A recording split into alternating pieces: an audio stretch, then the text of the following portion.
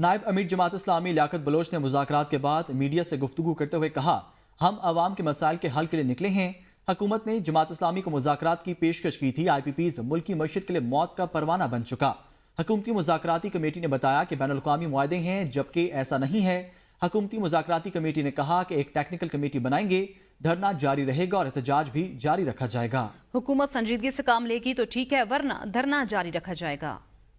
वो एक technical committee तश्कील देंगे और उनके साथ बैठ के हमारे मुतालबात पर वो कोई आपस में बात करेंगे।